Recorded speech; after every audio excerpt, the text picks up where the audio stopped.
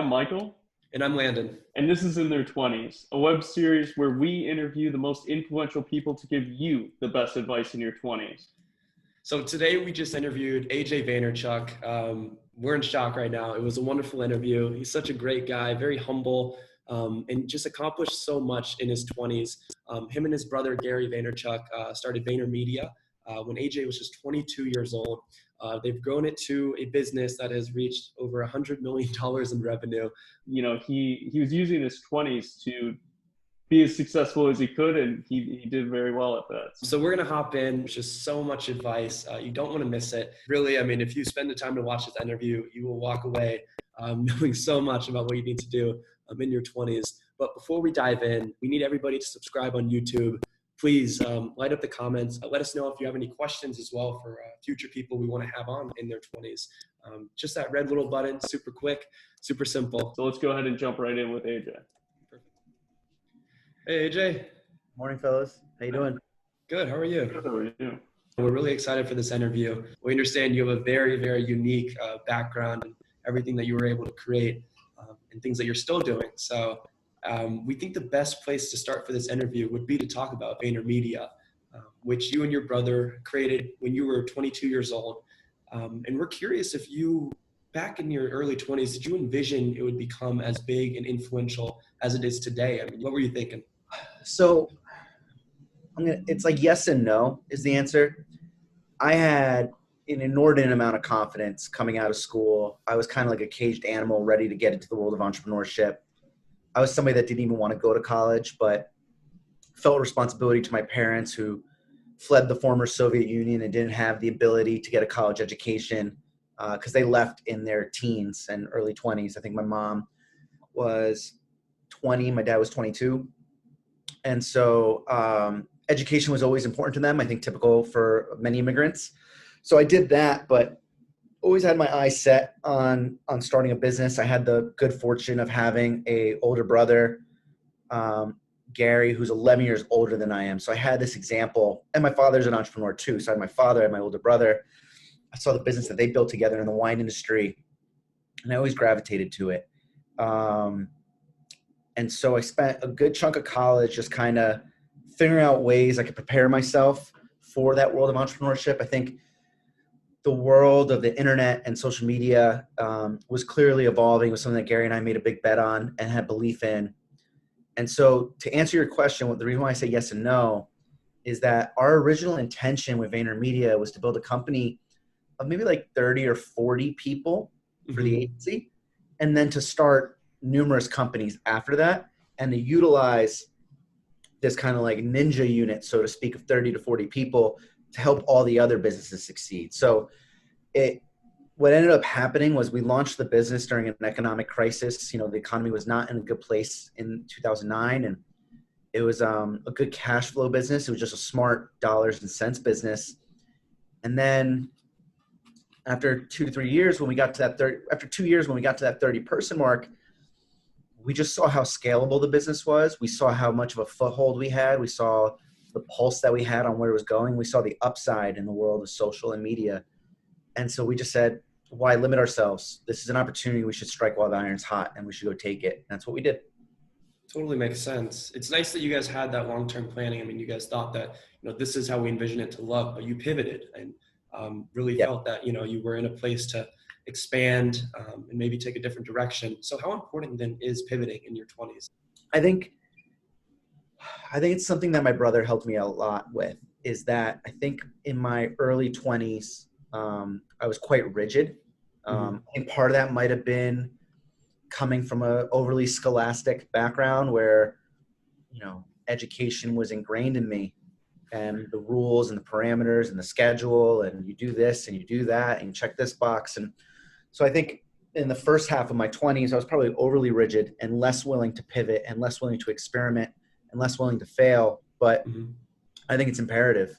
And I'm thankful for, maybe my DNA still has a little rigidness to it. I'm not the loosest person of all time, so to speak. I'm not, I still like to keep a routine. I'm still, manage a heavy to-do list, and I'm on top of my email, and et cetera, et cetera. But I think it's very important to have the willingness to pivot And it's something, outside of VaynerMedia and the world of in my investment world, there's countless examples of great pivots. And it's a big reason why I invest in founders more so than the idea, because the idea can change. A good example of that is Twitter.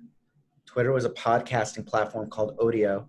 And then Jack, as a side project while working on Odeo with Ev and the crew, created Twitter. And then the team there was like, our podcasting platform isn't going as well as we'd like, or an audio platform, whatever it was. But this Twitter thing's really neat. We've rolled it out to some friends. We think it has upside. They went to their investors. They pivoted. They built a public company. Same thing with Slack. Slack was actually started off as a video game company. They created a game. I think the game was called Glitch. I think the company was called Tiny Speck. I could be wrong on those two things, but they eventually pivoted to Slack because I believe their CTO at the time, Cal Henderson, built Slack out of his own need because he felt like communication internally wasn't very strong. So he built Slack for themselves.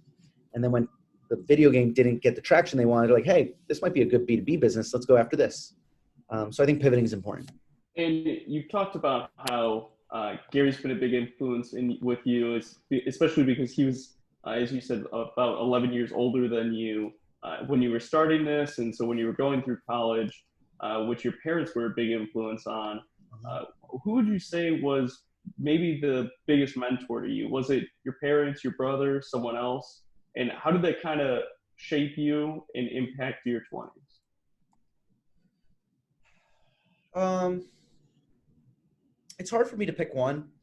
I would say in general, and it's a massive credit to my parents, we're a very, very, very tight-knit family.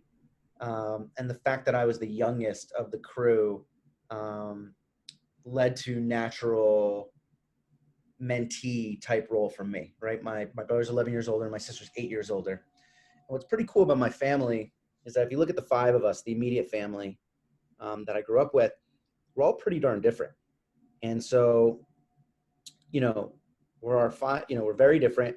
I think my mom and my brother are the most similar, so to speak. My sister and my dad are the most similar, so to speak. And then I kind of sat in the middle.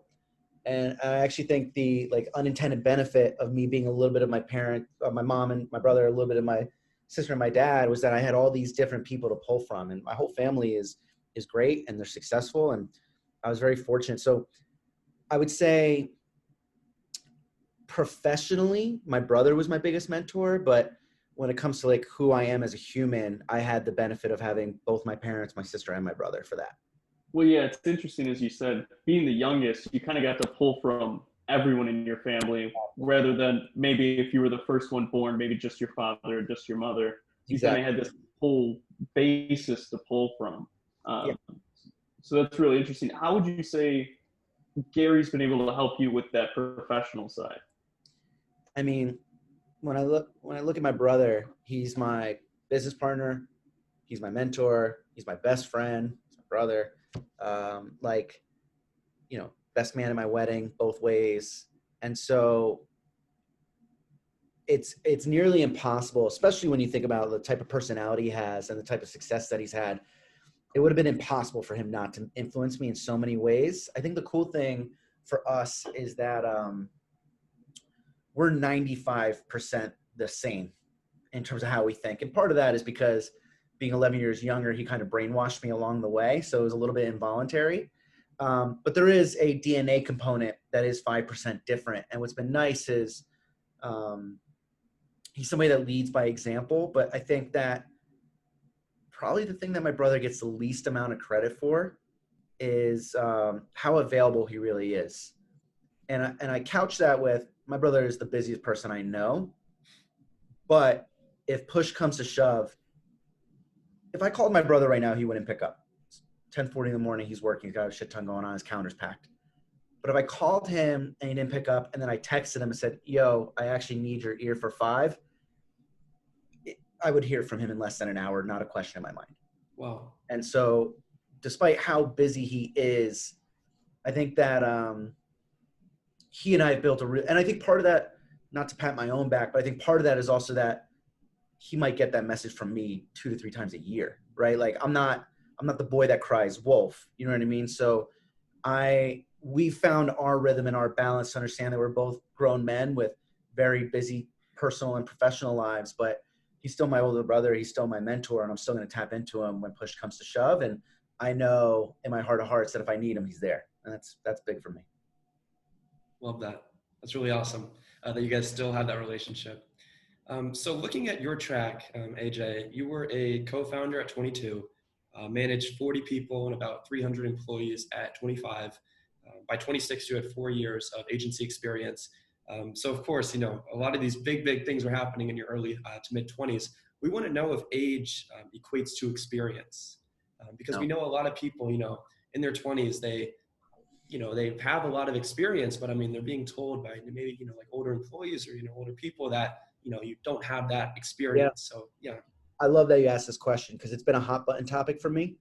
I am on a world tour to crush the notion of a direct correlation of age and experience. Awesome. For example, you listed it out. When I was 26, I had 4 years of agency experience. You can't tell me that my 4 years of agency experience are the equivalent of the vast majority of the traditional agency experience at age 26. It's just not, conceptually, it's not feasible, right? Like I, at 26, hired more, fired more, won more business, launched more national campaigns than most people do in their entire careers. And I don't say that to be self-congratulatory, it's a fact. And so the point that I'm making, not for myself, but for everybody, and why I'm on this world tour and this crusade, is that age in the traditional business world is severely overrated. And so an analogy I like to use, especially when I'm recruiting in the sports world, is, all right, cool. Like if you're a basketball fan, right? Who would you rather, if you had to start an NBA team tomorrow, who would you rather have? Luka or Udonis Haslem? Luka, of course. Yeah, right? Udonis, to his credit, Udonis, like, he just re-signed for another year with the Heat. He's on year, I don't know, 15, 16. Luka's on year 3, I think. It's not even a question, right? Luka's and again, this is not a knock on Haslem. Haslem's had an unbelievable career, and he's a dog. I'm a big fan of his game. But Luka has already accomplished more, in my opinion, as an individual player. Haslem's got his titles. As an individual player, Luka's done more. How old's Luka? 21, 22? Maybe like, 20. Maybe even 20, right? Like, I think, 20 or 21. He's already accomplished more than Haslem has, right? So why in sports are we so easily able to decipher talent and not rely on age as the be-all, end-all? And in most other forms of business, we can't get there. And so that's my issue with it. And, it's a resounding no that age equals experience. No, I agree 100%. And really, value that advice. I mean, Michael and I, we had a lot of internships while we were in college, a lot of different companies, large companies, startups. I had 10 internships, for example, in my 4 years. And, we really believe that, you don't have to be this crazy large age to like have that experience. I mean, if you're getting out there while you're young and challenging yourself, and of course, not rushing the process also, like, stay with a company until you understand what you want to gain from that company. But you got to really, explore these different routes. And we totally agree that age does not have to equate to experience. Yeah. And listen, I think I was very fortunate. I had an infrastructure around me where I had an older brother that was willing to go into business with me day one. Right. And so 99% of people don't have that good fortune of having a partner and a mentor. And I was lucky that I didn't have college debt. Like I had a lot of advantages. So I'm not saying that, look at me, I'm such a special example. But when it comes to the age experience side, if you're within the confines of a corporate structure, you're gonna have to swallow that pill, right? There's reasons and there's confinement for that to an extent. But if you have the ability, whether it's through side hustle or good fortune like I have, to do your own thing, that's where meritocracy can win. And so just keep that in mind for everybody listening. If you're within a corporate environment, you're gonna have to fight tooth and nail to prove that at age 22, 23, 24, you're a superior talent than maybe some of your peers that are older. But if you have the ability to do your own thing on the side, that's where you can prove it yourself. Yeah, I think that's awesome advice because as we've seen throughout our college experience and coming out of college, there are those internships where you apply and the response is you're not old enough, or even in the corporate structure we're in now, you know, it's like, oh, okay, you need to be 2 years to get this position. It's like very rigid, as you said, and that's not necessarily representative of maybe some people's experience. But as you said, there's things you can do to make yourself stand out, Yep. even within the corporate world, or doing your own thing on the outside. So I think Yep. both those are very beneficial. Yeah, and I think I can't remember if it's the owner. I want to say it's the owner of the Memphis Grizzlies. He was a young man working at Apple, and I'm not gonna get every detail of this right, but young man working at Apple, and Apple gave him a relatively poor performance review. They said he could, improve, and he was below average as a performer. But while he was working at Apple, he kind of saw the writing on the wall of like, oh, maybe the corporate infrastructure is not one I'm going to excel with. I want to say he was working in their router, like maybe Airbase or whatever their routers were called back then. I don't even know. And he started playing around with the routers while on the job, and then started doing some tinkering on his own outside the job based on what he was learning at Apple. He actually created his own router company. He actually started working, in his own words, half as hard, but actually got a better performance review the second time around. So maybe when he was, full time, he was over eager, pressing, making mistakes, whatever. So he's sitting there. He's like, he's building a real business on the side. He's still working on Apple to pay the bills. He's doing better at Apple. And then he saw the opportunity, left Apple, and built a humongous business, and ultimately ended up being able to buy the Memphis Grizzlies from that success. But I just say that as an example of, he didn't just sit there and sulk. He started tinkering on the side, and it's something I definitely, especially in a work from home environment, think it's more opportunistic to find side opportunities than ever, because you don't have the day-to-day, you're not losing the time to a commute. You're probably being micromanaged less just because you're physically not in the same room as maybe a manager. So something to keep in mind.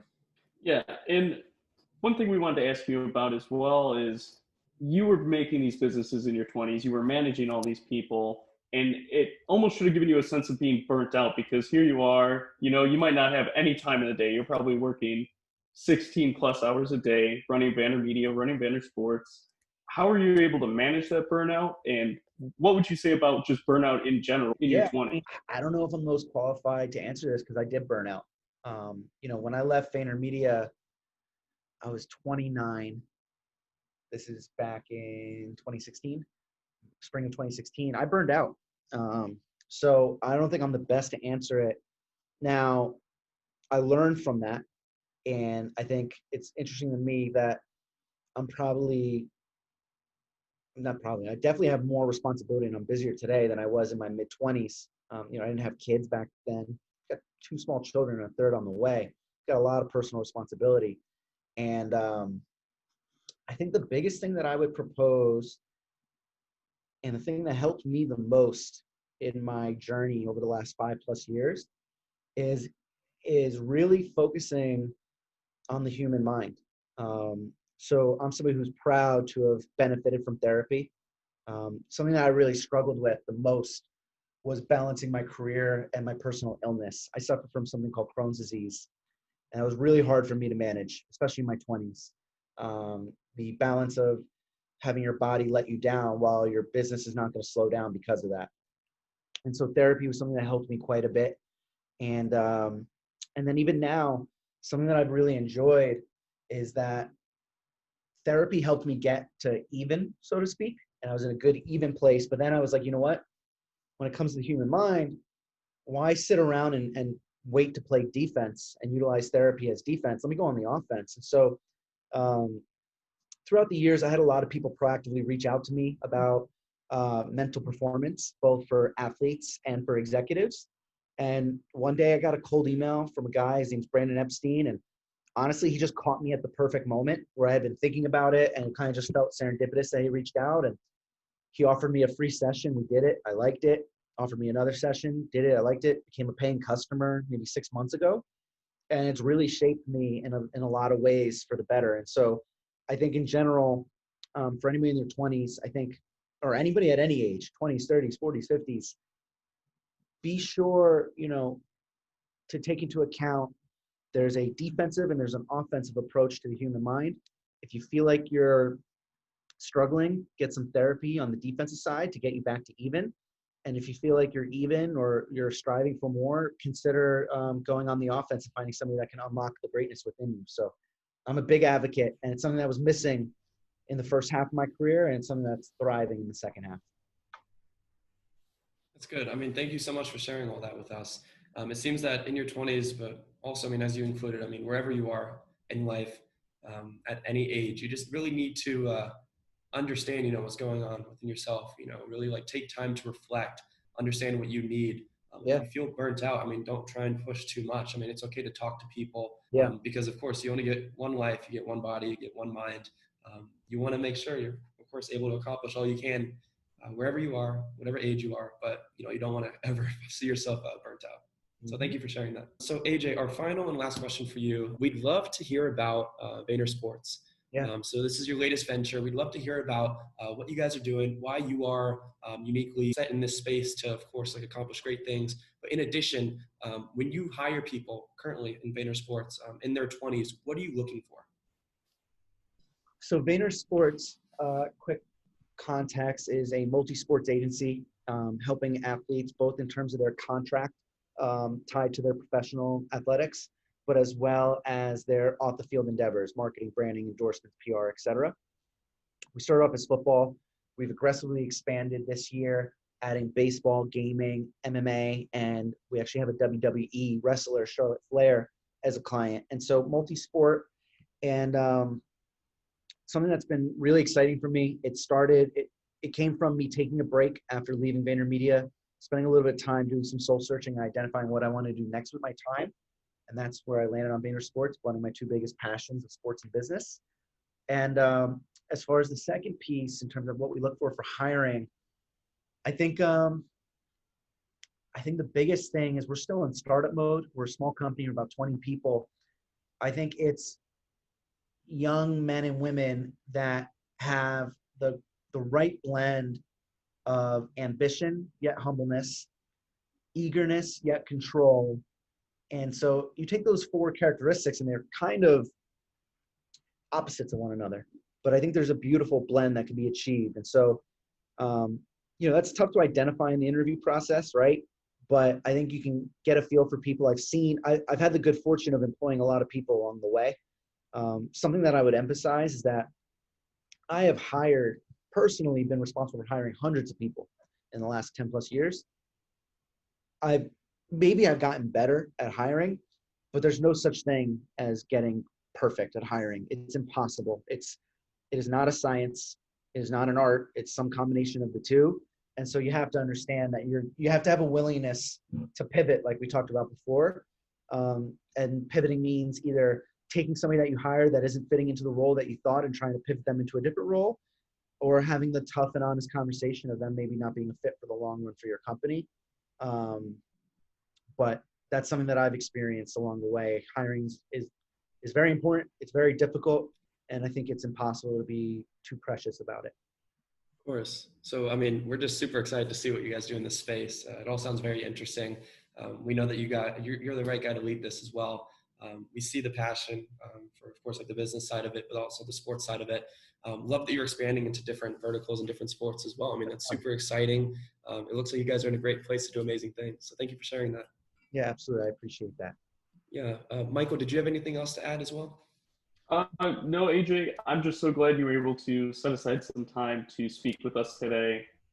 It was truly amazing to hear about the things that you were doing in your 20s and how you were able to manage, hundreds of employees and hire hundreds of employees and have difficult decisions to make. All really helpful, really important in your 20s to take these ideas and use them appropriately. Absolutely. Well, thanks, fellas. I appreciate the time.